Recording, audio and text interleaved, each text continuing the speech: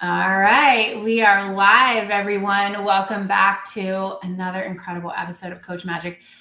I am so excited for this conversation. It's hard to even hide my excitement because it's going to be amazing. Let me tell you who we have as our guest today, the incredible Steph Paynes. Steph and I met in a yoga class because you meet the best people in yoga. Let's be real, right, Steph? Steph is the founder in yoga, just to say. Yes. I did it. Yeah, totally. We clean up nice. We clean up when we're not all sweaty. Steph is the founder and lead guitarist of the New York City-based all-girl quartet Lez Zeppelin. She started the group in 2004 after touring as a Ronette. Steph, I have to tell my mother because she is such a fan of Ronnie Spector. The first bad girl of rock and roll, Ronnie Spector. That's exactly who she was. Absolutely. I can't wait to hear stories about that. Steph's originally from New York. She now splits her time between the amazing Berkshires, where we both live, and London. She's a Brown graduate, and before donning the white satin dragon suit, she worked as a freelance writer, novelist, and music journalist. Her stories and reviews have appeared in some of the top publications: Rolling Stone, The NME, Musician, Guitar Player, and Playboy. She has shared the stage with Joey Ramone, Keith Richards, and Chuck Berry, and has had the unique pleasure of dining on ham sandwiches with Frank Zappa at the Waldorf Astoria, as one does. Welcome to the show, Steph. Yes, very common experience. Practically everyone I meet has done that. No. Wow. Pleasure to be here, Jenny. Really. Oh my gosh, what a ride. What a ride. And so you're in the Berkshires right now, or are you in the Berkshires? Yeah. Yes, I am. You are in the lovely getaway retreat, as it were. Yeah. Yeah, I know. We live in this very special place. And okay, so you've had quite a ride. You have quite a ride. I want to know, did you always love music? Was music the thing that you discovered as a kid? How did you figure this part out of your life? Yeah, I was enamored of music my whole life. I mean, there was a lot of music in my family. It was mostly classical music. My parents listened to a lot of music. My younger brother, is a violinist, and so there was a lot of that, and a very serious player at that time. So, and I asked for a guitar at 5. So I just, it was like I saw the bands from England and the States, and I saw them on TV and whatever, and I got the disease, and my parents gave me a guitar at 6. And I played it for a little while. Then I shoved it under the piano. And then a few years later, about 8, 9, I took it out, and it's never been back under the piano since. Whoa. So that's incredible. Way to go for them for getting you the guitar. And you just knew it. You felt it. Okay, so you went to Brown. What did you study when you were in school? So I studied international relations. And I did a lot of writing. So I sort of wasn't really a minor, but I did sort of fiction writing, and but mostly international relations, because it was multi sort of subject, and I was really interested in it. I was super interested in. I'd worked in Washington for a couple of summers, and I just found the whole thing fascinating. It was, so yeah. You found like kind of government and international relations working in Washington. That was your fascination. What was so fascinating about it? I think it's one of those things. It's you're either kind of a politico, or you're into what's happening in the world, or you're not. Okay. Sometimes you start that way and then you leave it, like probably a lot of people now. But I ended up sort of working in a congressional office when I was in high school during the summers, and I just loved it. I mean, I just found it to be exciting. I found that, it is what it is, but you can also do a lot. And there was a lot of amazing, things being done, and my congressman was writing bills, and I got to research stuff, and you really feel that you're empowered to do something. If you can exist and work in that swampy climate, as it were. Literally and figuratively, it is swampy. Yeah. Especially summer. But so it sort of carried on, and I ended up studying it at school, and I'm still interested in it. So. Mm-hmm. Yeah, you and I had a little conversation about that in yoga. Just yes, there's a lot happening. This is definitely a time if you're interested. Like, oh, it's interesting. It's interesting what's happening. Okay, so you mentioned doing a lot of writing too, and I know that was what you did earlier on in your career. How did you then shift from international relations to writing for some of these music publications? That's a sort of a long story, but writing as well is something I did sort of naturally. Let's just say I had a compulsion to write since I was very young, like Okay. 7, 6. I don't know. I had diaries throughout my whole life, and I always loved to write. And my mother was an English professor, and my dad was a publisher, so there was a lot of that as well. And I had a bit of a knack for it, it seems, because of that. I would write something and it would get a good response. And so, even in college in my freshman year, I had a writing teacher who recommended me for a job, writing brochures for a bank. So I've done all sorts of writing, whatever it is. I had no idea what I was writing about, but I could put it into words. And so that sort of it became a skill. So I ended up doing that. In fact, I was a freelance writer to pay the bills, which is really weird. I was a freelance writer to pay the bills so I could pursue music. Yeah. It sort of was, I don't know what it was. It was all upside down, but so, yeah, it worked for me. And rock journalism was this thing, it sort of came together when I was in London, and it's a long story, but I basically knocked on the door of the New Musical Express.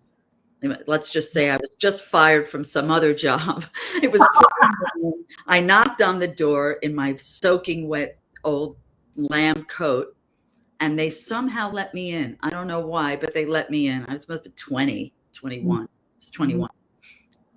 And there was nobody in there, so there was a board editor, managing editor, and he was up for some fun, so he actually agreed to see me. So that's how. So I waltzed in, being an American, in England at that time. English were not very aggressive compared to people like us, It's like, so, and he had a ball with, he teased me and all sorts of stuff. And I really just wanted a job in the office, pouring tea, delivering things. I don't even know. I was going to ask about that.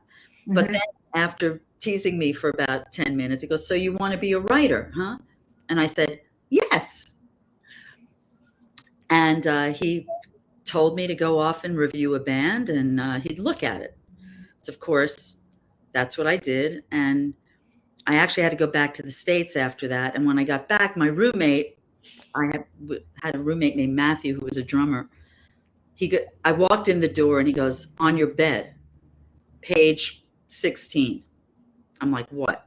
And there it was, the NME, and they had printed it. Wow. So that was it. I was back in that office, and I ended up writing a lot and learning a lot. And then when I moved back to the States, I was a freelancer, and I, wrote for Rolling Stone and Musician and all sorts of people. It was really fun. I'm sure you met a lot of people. Yeah. A lot of people. And you get to go to shows for free. Hence the Frank Zappa story. Frank Zappa story. Were you covering him? Are you covering that? Okay. Yeah, actually that tied into the things we just talked about. Because at that time, and I am dating myself, that's okay. Frank was very, very, very involved in this issue that was about labeling records for there was this thing, the Parents Music Resource. I remember that. Right. Right? Correct. First cause? Enemy number one. And she wanted to put stickers on records, beware of the, I forget what, words are dangerous or whatever. These words are dangerous. Got you. Which of course would have meant that, all the major distributors such as, whether it's Walmart or Target or even big record stores, they were still selling records at that time. Mhm. If they couldn't sell the record, that would have a huge impact. Or if they sold fewer, and record companies, chilling effect was the whole thing. And anyway, it was censorship. So Frank was all over it.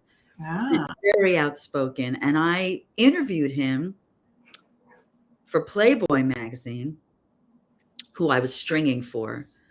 And it may have been the scariest interview of my life at first, but it was fascinating. He talked to me for an hour and all about this. And of course, being politically interested, this was, I got it. So he mentioned something. I guess I'm telling this story. I'll try to keep it brief, but he mentioned something about a blacklist when he was doing a speech in Washington.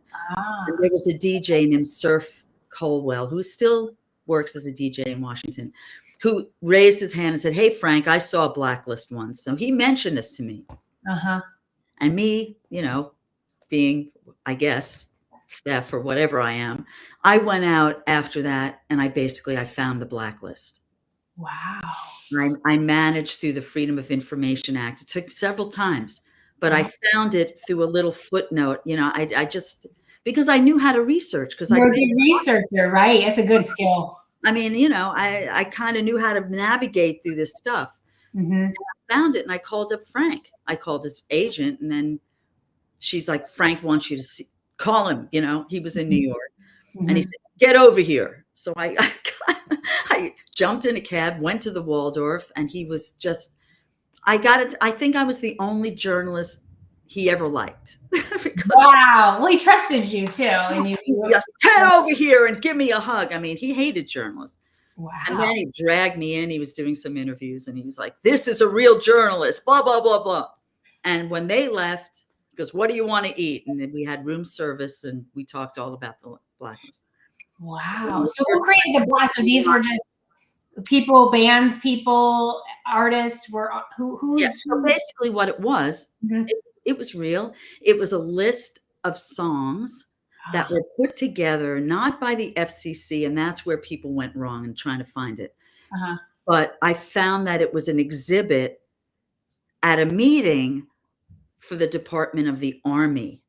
Oh. So it was actually, at the time, Spiro Agnew was during the Vietnam War. And they felt that songs that had to do with drugs were making us lose the war because they were influencing, the soldiers who were then getting stoned. Wow. Who knows what? But they made a list of songs and they passed it around and said, "These can't be played." The Department of the Army. Jeez. Isn't that something? It is. And you found it. You found it. You found it. I mean, what a wild story. Okay. So I want to know the Ronettes. I want to know, how did you get in with Ronnie? How did this happen? That's another fun story, really. But, and I call it sort of, this sort of save my life story because I had been in many bands in New York, a lot of original bands. I had my own band and I even did solo stuff, wrote tons of songs. And it's not like they were bad. They were good. But, it's the music business and nobody gets anywhere, basically. I mean, it's tiny, tiny percentage. So I was frustrated after doing this for a while. And I was very ambitious. So I didn't like this rejection. So I basically stopped. But I had been in this band that was the only other all-girl band I was in. It was called 1-900 Box. And one of our big fans was Joey Ramone. So who was very supportive of like young bands. He lived in the Village. He would always go out and see bands and he loved female musicians. He was super supportive. So he thought our band was the greatest band. I mean, Rolling Stone asked him like, "What's your favorite new band?" And it was us. So he really liked my guitar playing. So skip ahead a few years. I'd already sort of been frustrated and given it up kind of. And I got a call from Joey Ramone because Joey was working with Ronnie Spector. He was a big fan and he thought Ronnie should have a young band behind her, a cool band. She, she had these, pickup musicians who looked bored on stage. And there's Ronnie, super dynamic. Right. So I think his idea, he thought of me because he loved my guitar playing. Mm. So he calls me out of the blue and says, "Hey, what are you doing?" And I sort of lied. "Oh yeah, I'm blah, blah, blah." And he told me about this. He said he thought I'd be perfect for it. And I went in and I kind of was nervous. I kind of thought it was an audition. Mm-hmm. But, the second I walked in, Ronnie looks at me, she looks me up and down. And I smiled, "Hi, Ronnie," and she goes, "Oh, you've got dimples. I have dimples too." I was like, "Yeah." And she comes and that was it. We were just friends after that.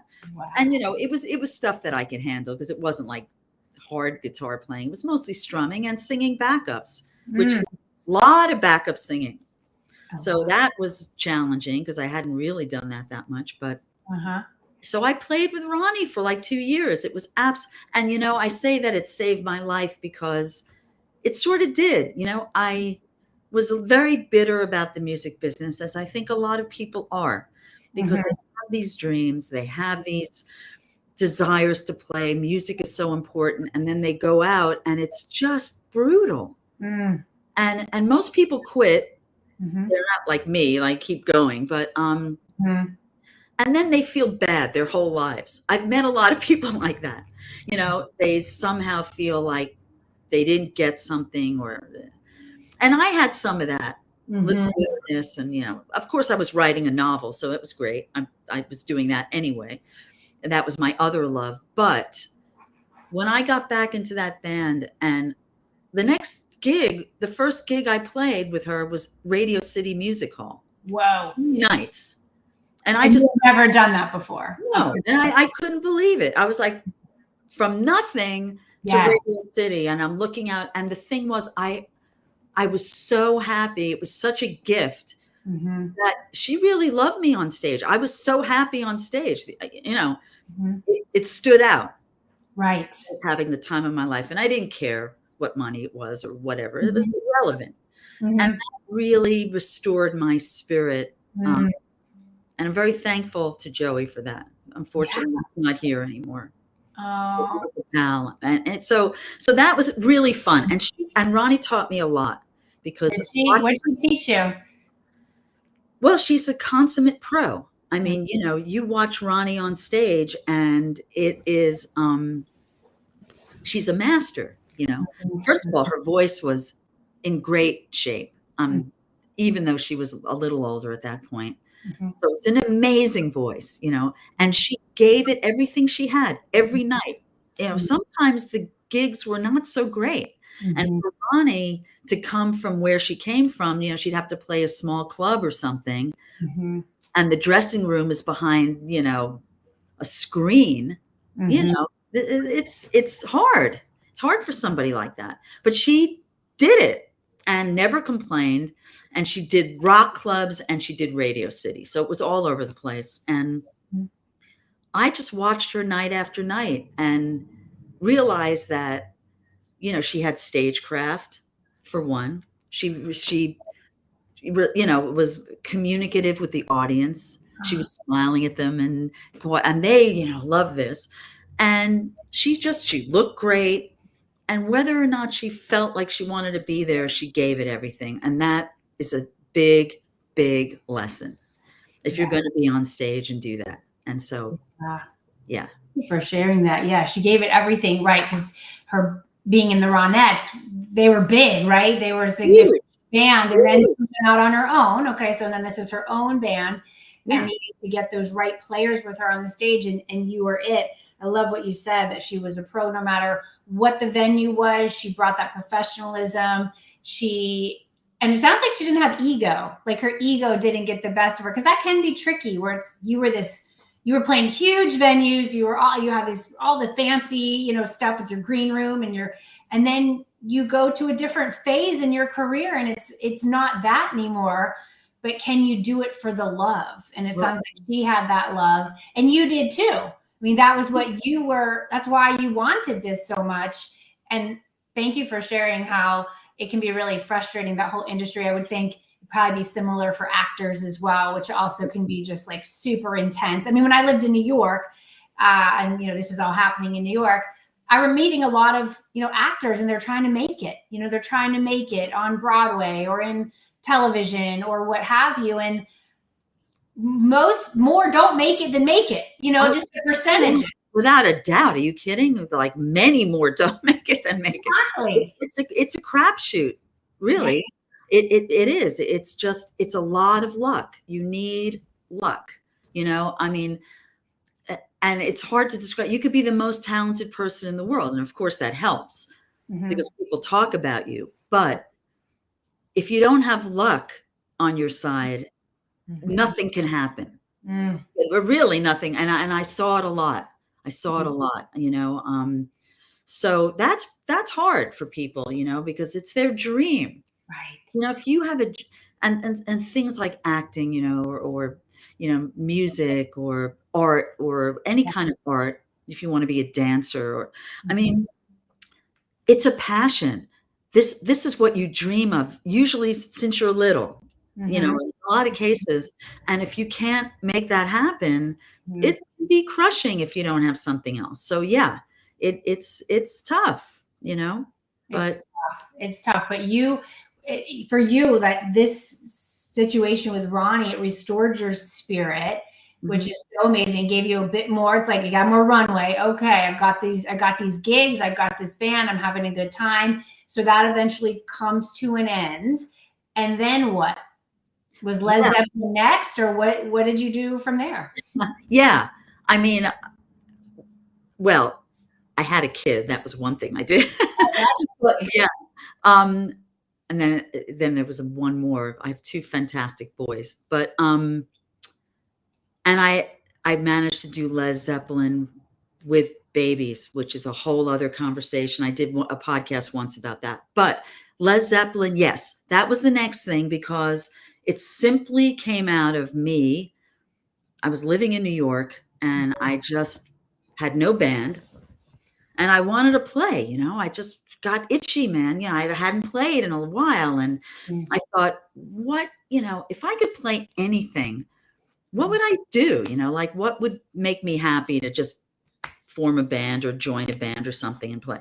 And I'd been listening to a lot of Led Zeppelin. So, I used to think, boy, it would be fun to be, that's the greatest band. Oh my gosh, the guitar playing in that band. So I just kind of took the next step and thought, why don't I get a bunch of girls together and we'll play this music? Just, dumb idea, little idea. It was not any kind of business idea. It was not, I had no idea what a tribute band people tried to tell me we were a tribute band, which I still to this day object to, and it's wrong. But I just wanted to play the music and I wanted to get into Jimmy's thing and learn everything so it would better my playing and it would be super fun. Of course, playing Led Zeppelin is hard. It's not, I mean, I don't care. It's not guys, not girls. It's just hard, period. It is, there's so many dynamic things involved.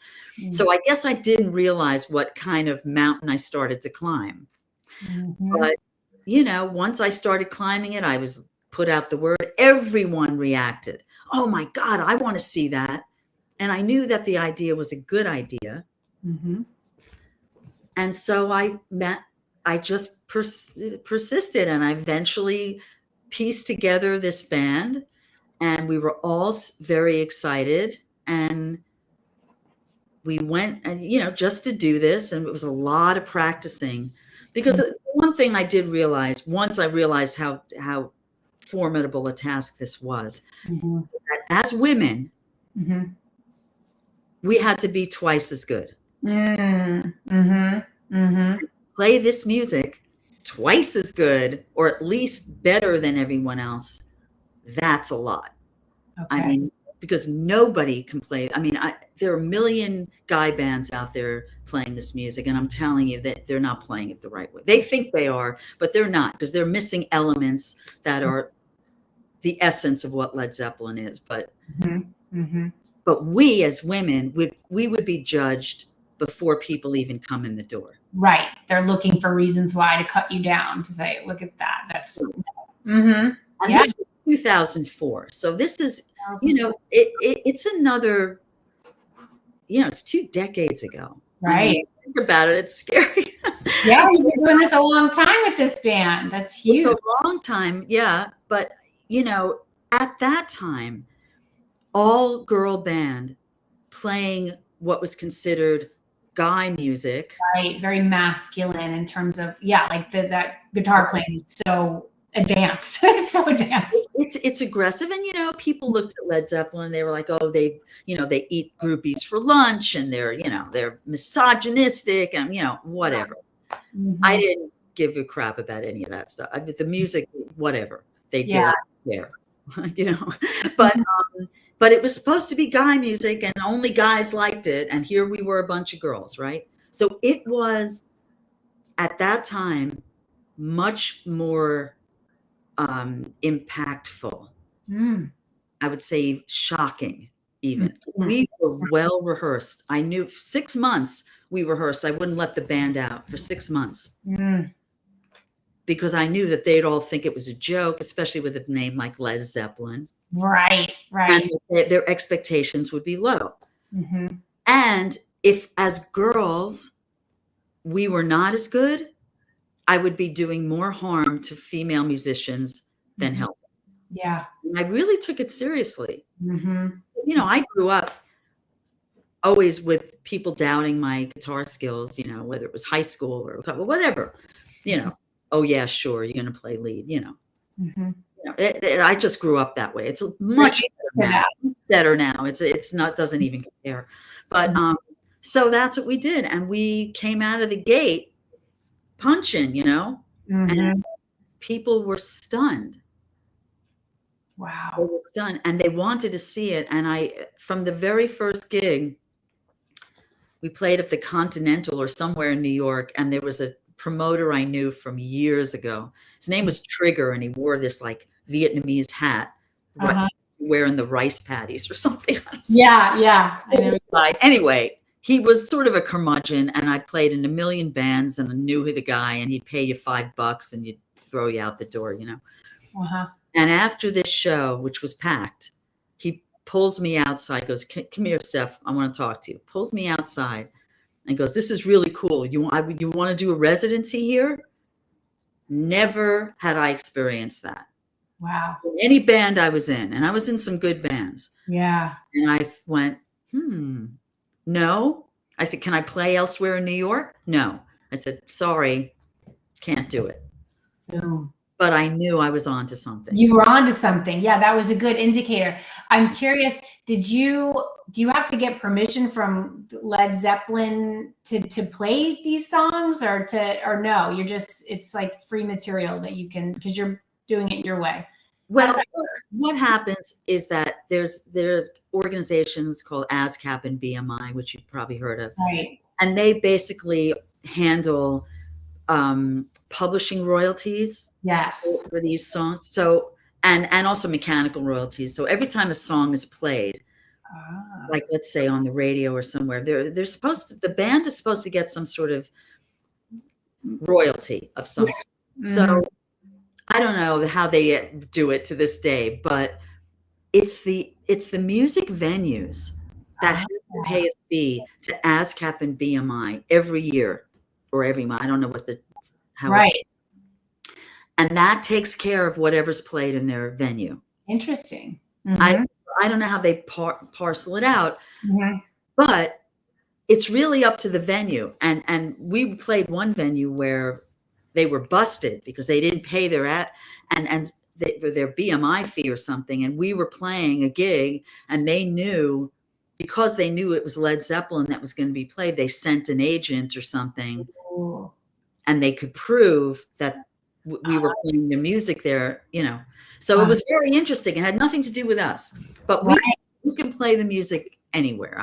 The only thing we can't do is record it without giving them royalties. I mean, you can, but we made 3 records, and I bought the licensing rights to all the songs every time. Got it. Got it. Okay, that's really interesting. All right, so that you figured out the formula. It's like you cracked the code when you created this band. You had the idea. You thought it was just some, it wasn't like a business idea. It was just, hey, I think this will be cool and it'll help me grow as a guitarist. And then, boom, you were onto something because Trigger wanted you to. Triggered it, man. Triggered it, and you go, okay, yeah, no thanks, but no thanks. And so what's it been like these last 20 years? Like, how have you maintained, you're still together as a band? You're still, you probably, do you have all the same people in the band? You've had some transition, like you're obviously a consistent piece, but you've had to manage, team changes and just changes in the world and life. Like, what are some of the things you've learned from this 20-year journey about being in Lez Zeppelin? Wow. Yeah. It's a novel. But no, to answer your first question, it's the guitarist remains the same, as I like to say. But no, there have been several different lineups through the years, and each lineup has had something unique about it. Right. And so it's really been an interesting journey just with that, with playing with these women who are very, very accomplished musicians. You have to be. I mean, so that's been amazing. It's not always easy, to make changes. I have definitely learned that in myriad ways. It's hard. It's hard just as the leader to do that. I think if anyone who owns a business, sometimes changes are necessary and you have to do it. Sometimes it happens to you, people quit, or, the changes are not your choice. Right. And you somehow have to figure out how to move on, or in some cases not move on. I decided to keep moving on for better or for worse. Right. It's through all of these various things. But it's also hard, if you have something, suppose in a business context, your audience or your clients or your customers have to get used to changes. Right. And that is a whole aspect of having a group that morphs and makes these goes through different cycles. And so there's all of that, and there's how you present it. I mean, there are so many things, just getting along as a band is near impossible. In most of my experiences, it's been the thing to break up bands, not the music business itself, but just people fighting in bands. I mean, it's just, and luckily that has not happened with all the various lineups of Lez Zeppelin. I mean, it has been an amazing thing. And I don't know whether it is that women how to talk things out more or be more malleable in certain ways, or maybe there's a little less ego, or it's just a different style. Yeah. And I think it's easier, at least in my case, it has been, to navigate. But there were also things that I learned about having to run the business. And I learned some of them the hard way, and eventually decided on this is how the business has to be run, and just made it's not a democracy. So you're the decision maker, like the main, you've been there the longest. I mean, you get their input, but at the end of the day, you've got to make the call. Yes. Yes, exactly. And it's not like there's no input, and it's not like I just make unilateral decisions regardless. Because it's a real group, we really play with each other on stage. We're not just playing this song. Right. It's to each other. You all are connected. We're digging in. So it's a real relationship. It's a real band. Right. But yes, because I'm the leader, and because I run the group, I mean, I basically pay for everything. Right. So you're handling the booking, you're handling, the logistics. And I basically have to pay everybody, and I have to pay for all the vans and the rehearsals and the gear and the techs and the, whatever it is. Yeah. Gas, the hotels. Yeah. You see it. You see it all, like the numbers. Like there's nowhere to hide. I'm telling you about it. And it's gotten a lot worse, to be honest with you, because everything is going up. More expensive. Yeah.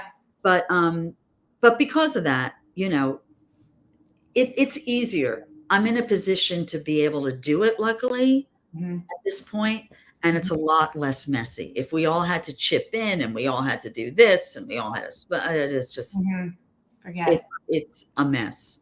Right. Unless you have a manager running it all, and we've had a few managers, but so yes, there were certain things that I learned along the way that I realized this is the best way to run this business. Yeah. Yeah. I mean, it's good to hear you talk about that because it's a band, it's music, but it's also a business. And the only way you can keep doing it is when you do run it as a business, because you need to have the resources to be resourced, to take care of you and take care of your bandmates. Cause it's not free to live. You're like, we have costs, and you want to keep making the music because that's really what this is about. In my sense too, as some of the members have changed through the years. What really has mattered to your fans and your audience is they're here for the music. And then you all are there for the music. There's something about that music, that sound that keeps you coming back for more. No, absolutely right. I mean, and I think that the key thing, I think that there are many reasons Lez Zeppelin took off, and it took off like mad. I mean, I couldn't even, my head was spinning. I couldn't even believe it. Because when something works in the universe, or however you want to define it just works. The impediments fall away for the most part. And it was amazing to me to see how you could be in this business with things actually happening and things actually working. But I think that it has a lot to do with what you said. It's the love of what you're doing. I mean, and it shows, and the audience can tell. And, because you're happy up there, and you're happy with each other up there, hopefully. And it makes all the world of difference. If you're in a joyful place doing this, rather than just, I need to, be good, or I need to make money, or I need to, whatever it is. Yeah. It just is a very subtle but powerful thing. It also helps you keep on keeping on. Exactly. I'm so glad you said that, because I know there are people listening right now who need to hear that. When you can transcend some of those everyday thoughts of, I want to be really good at this, or is this making any money? Is this going any place? But really move into that joyful place, because the joy is what will sustain you, and your audience can feel that. That's what we all want. I mean, come on. It's like, what do we want? I want to feel joy. Yeah. I want to feel joy. And a lot of life, doesn't always feel so joyful. And you look what's going on, you're going, oh my goodness. But if that can be connected to the work that you do and this craft that you have, to feel that joy and to share that joy with your audience, I mean, that's a bond that you can't even put a value on. It's just so extraordinary. And you figured it out, Steph. You figured it out. Like, how incredible. Joy breeds joy, hopefully, but your audience, without doubt, and I think all audiences, no matter what you're doing, you're in the performing arts or film or whatever, they partially want to escape. In our case, a lot of the people who come to these shows they loved Led Zeppelin when they were kids. They time travel, and they love that. But you're providing something, they're giving you their time. Time is of the essence. I mean, if someone is going to come in for 2 or 3 hours, we've been doing 3-hour shows. Okay. Wow. And give you those 3 or 4 hours because you have to get there and all that. That's a lot. That's a lot. It's, and I think that it deserves respect, and it's a communion of sorts, So, I take that really seriously. Yeah. Yeah. I love to hear you say, I do too. In my work, I'm not playing music, but I feel like especially when I'm leading retreats in person, I've got one happening in the Berkshires later this month. I do a lot of online gatherings, and it's my art. It's my contribution of really bringing together a space for women to come and tell the truth and to talk about their art and their creativity and how they can take it to that next level, or how they can remember that joy if they've lost it. And I take it really seriously because it's our craft. This is our contribution. My Led Zeppelin took it seriously too. You look at those people, and I get so much from artists, whether they be musicians, whether they're actors. Oh my gosh, I just finished watching, I don't know if you saw it, Steph, Adolescence on Netflix. It was filmed in England, right? I started that. It was started. Woo! Yeah. I watched episode 4 yesterday. Yeah. My son was getting his haircut. I was watching it on my phone, and it's extraordinary. It's extraordinary. The acting, they did it in one take. You know that? I don't know if you realize why it was so riveting. But each episode it's unbelievable. Unbelievable. But that was the craft. They went there. It's like, I have so much, and you did that when you were preparing. That's why you said, we're 6 months. We're rehearsing. We're not going out there yet, because you wanted to go there. You wanted to get there in your practice so that when you went on stage, you could really do the music justice. And I think that is our opportunity now as artists, and whatever way our art shows up, is to do the work justice, because that's how you tap into the joy, and that's how you share the joy with your audience. It's incredible. Absolutely. 100%, 1000%. So Jimmy Page actually came to see us play. It took 10 years, but it did happen. He came to see us in London, and, scariest gig of my life, probably. But because, there was the master in the audience, and I'm up there doing a bow solo, and he's the guy who invented the bow solo. I mean, you sort of can't go there, but I'd met him before happily, and we got along. So if I had never met him, but he did come to the show, and to spare the whole big story, mm-hmm. he did love it. He loved it. And thank God, mm-hmm. What I would have done if he didn't, I probably would have let it peter out, possibly. Really? I don't even know. I don't know what I would have done. I didn't have to think about it. But right. He came backstage, and he stayed with us for an hour, whatever, mm-hmm. and went on, because this is what he recognized, exactly what you're talking about. Mm-hmm. For him, the essence of what he did with Led Zeppelin mm-hmm. was what we were doing. Mm. We're not the same. Right. But the point is not to be the same. Right. Is to pull your own essence out of it. Mm-hmm. And that, because that's where the magic is. Right. It's not in just playing it perfectly or skillfully or making the same movements or wearing the clothes. There are imitators that are amazing. I could not even do it. That's a tribute band thing that you're not. Right.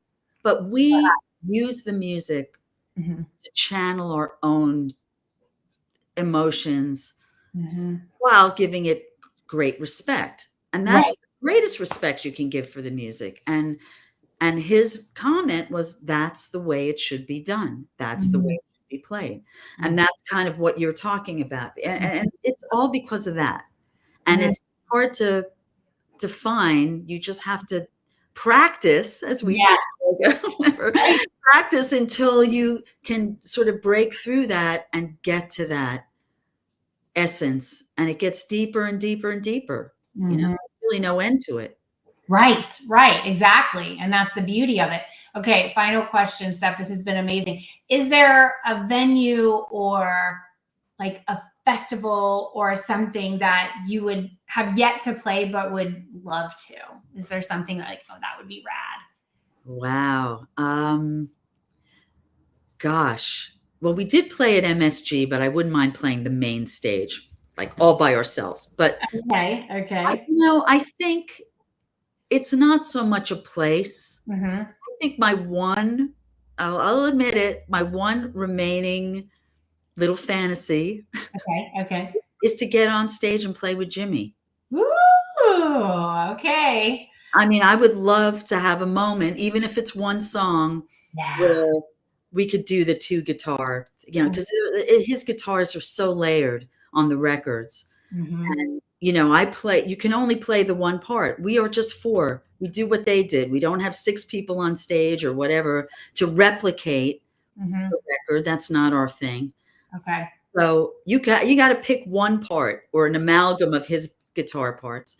And so Okay. in my head, like if I'm playing 10 Years Gone, I can hear the harmony guitars, when I can hear all this stuff, but of course I can't play it all at once. Mm-hmm. So I guess that's my fantasy. So I Jimmy, love if you're it. listening, Jimmy, call me. I live in London too. We could practice. I see it. I'm holding the vision with you. Oh my gosh, that would be a dream. That's my one remaining little,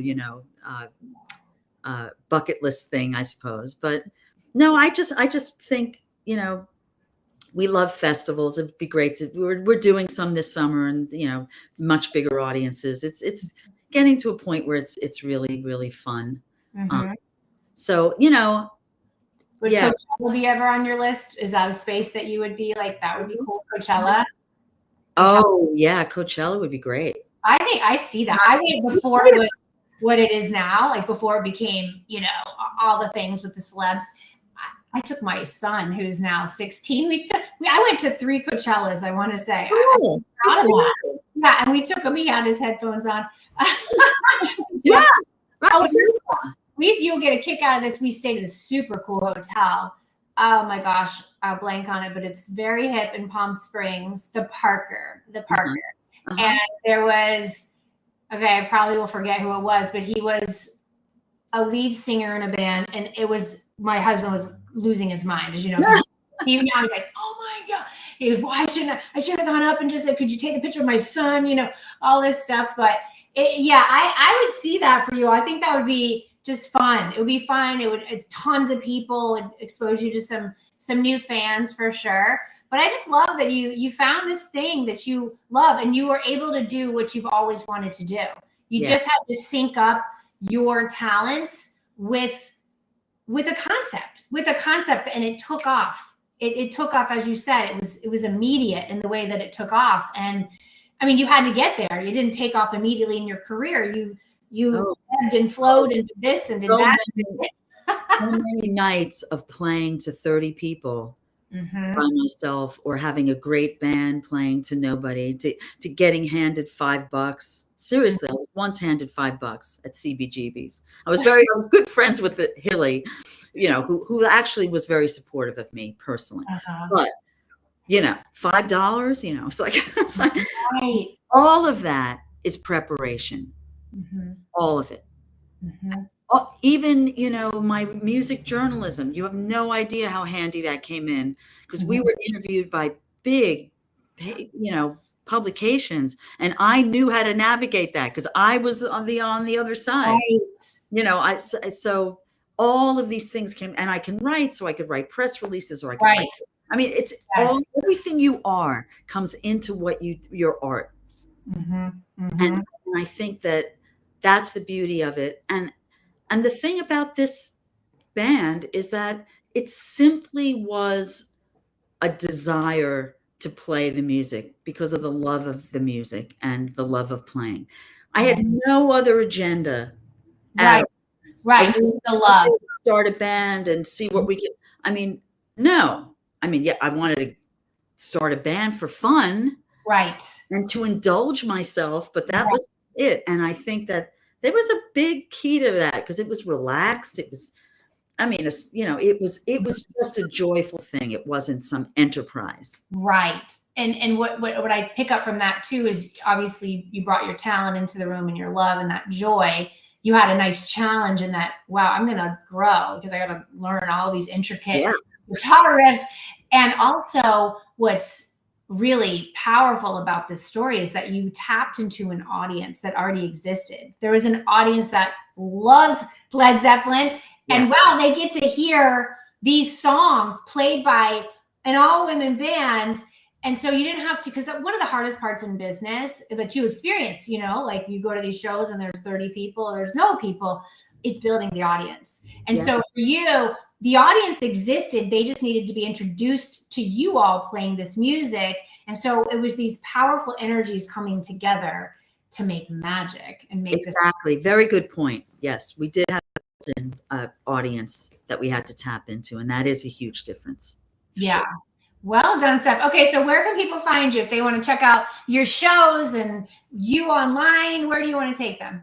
You know, you could probably branch everything out if you just go to lezzeppelin.com. And it's just like Led Zeppelin, as you can see there on the screen. Yes. With a Z, and that, you know, Lez Zeppelin, no space.com. And there's a tour schedule, and there's a little about the group and some photos and some media. You can listen to, we made 3 records, which was super fun. 3 studio albums, believe it or not. And yeah, we're touring a lot, and we do lots of different fun shows. If you're a Zepp fanatic, you'll dig it, because we do things like, you know, we're doing the Earl's Court concert 1975, that set list. We're playing all of Physical Graffiti.